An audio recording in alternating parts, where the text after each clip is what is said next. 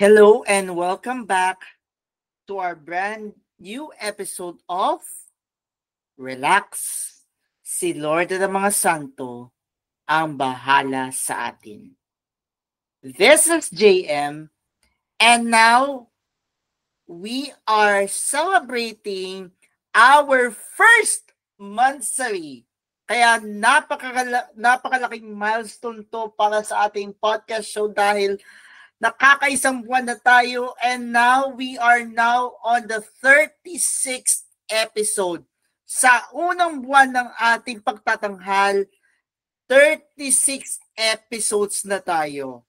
Wow! Ganun kabilis. Ganun kabilis ang panahon, ganun kabilis ang oras. And now, we will focus on our readings for today on the Wednesday of 5th week in Ordinary Time. So, Relaxters, happy first monthsary sa ating lahat. And we'll celebrate it by reading the readings of the day of the Wednesday of the 5th week in Ordinary Time. Our first reading is taken from the book of Genesis, chapter 2, verses 4b to 9, followed by verses 15 to 17. A proclamation from the book of Genesis.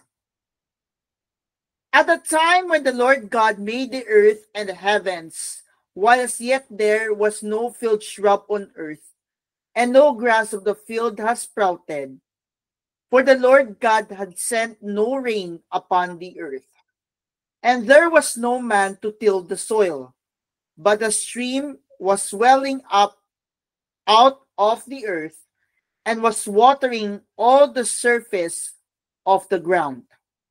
The Lord God formed man out of the clay of the ground, and blew into his nostrils the breath of life, and so man became a living thing.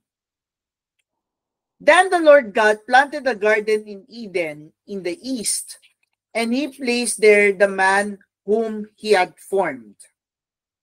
Out of the ground, the Lord God made various trees grow that were delightful to look at and good for food, with a tree of life in the middle of the garden, and the tree of the knowledge of good and evil. The Lord God then took the man and settled him in the Garden of Eden to cultivate and care for it.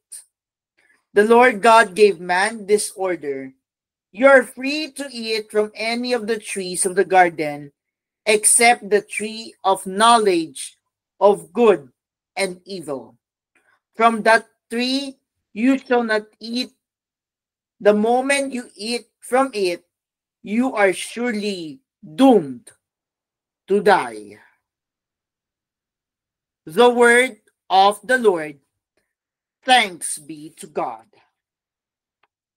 Our response to the responsorial psalm is, "Oh, bless the Lord, my soul." Please repeat.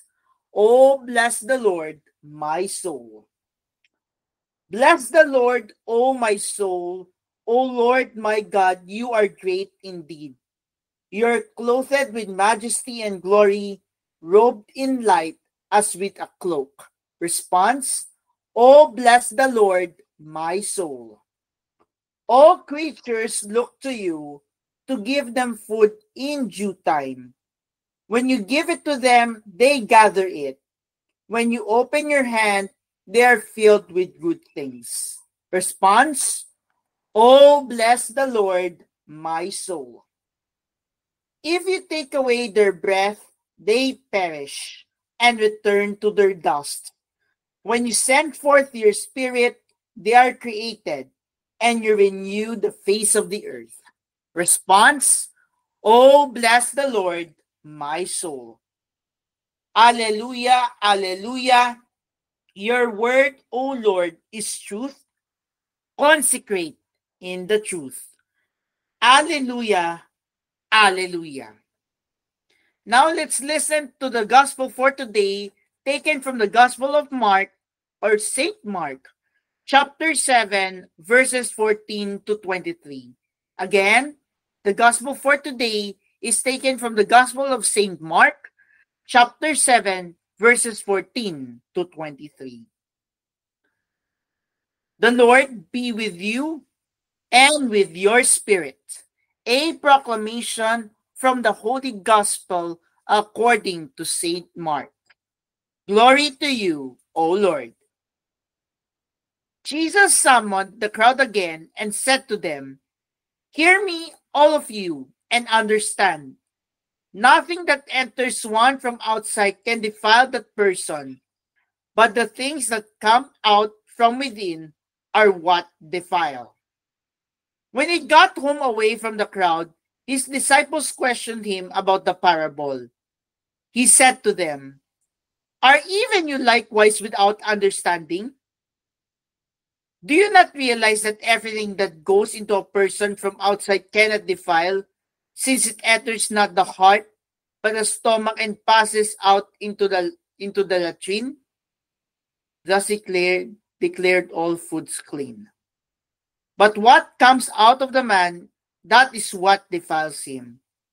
From within the man, from his heart, come evil thoughts, unchastity, theft, murder, adultery, greed, malice, deceit, licentiousness, envy, blasphemy, arrogance, folly. All these evils come from within, and they defile. My dear friends, my fellow relaxers, this is the good news of our salvation.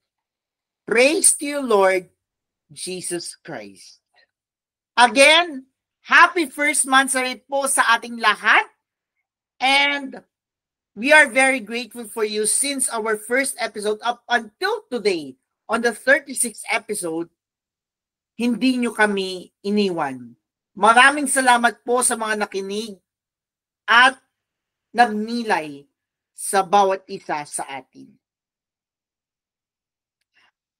Pagnilayan natin ngayon ang mga pagbasa ngayong araw na ito ng Miyerkules ng ika-5 linggo sa karaniwang panahon. Sino ang malinis at di malinis? Ano ang nagpapalinis at nagpaparumi? Pakinggan ako at unawain sana ninyong lahat. Hindi ang pumapasok sa tao mula sa labas ang nakakapagparumi sa kanya, kundi ang lumalabas sa tao ang nakakapagparumi sa kanya. Makinig ang may tenga. Lahat ng kasamaan ba ay nagmumula sa kalooban at hangarin ng tao? May tuturing tayong malinis, sakdal at walang dungis kung kikilos tayo alinsunod sa mga wastong kaugalian, asal at mabuting kalooban. Manalangin tayo sa ngalan ng Ama at ng Anak at ng Espiritu Santo. Amen. Panginoon, ang iyong katuruan ang aming gabay sa buhay. Nawa mananatili kaming tapat at malinis ang aming kalooban. Panginoon, ipadala mo ang banal na Espiritu Santo na gagabay sa aming puso upang isabuhay namin kung ano ang tama at kaaya-aya sa iyo. Mary, guide me in using my freedom wisely, choosing love over sin, and striving for holiness. Amen. In the name of the Father, and of the Son, and of the Holy Spirit. Amen. Well, there goes the first month of our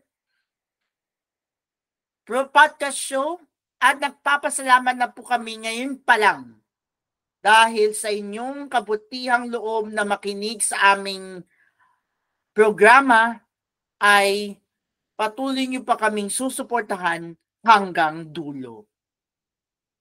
This is just the start of our podcast show, and ngayon pa lang, nagpapasalamat na po kami kagad sa inyo, sa inyong walang sawang pagsubaybay sa programang ito. Again, from the bottom of my heart, being the host, the producer, and the director of the show, kami po ay lubos na nagpapasalamat sa inyo, mga relaxters. At sa pagpasok ng ikalawang buwan bukas ay patuloy niyo po kaming ipasok sa inyong mga tahanan para makinig ulit sa pagpapahayag ng salita ng Diyos dito sa Relax. Si Lord at ang mga santo ang bahala sa atin. God bless.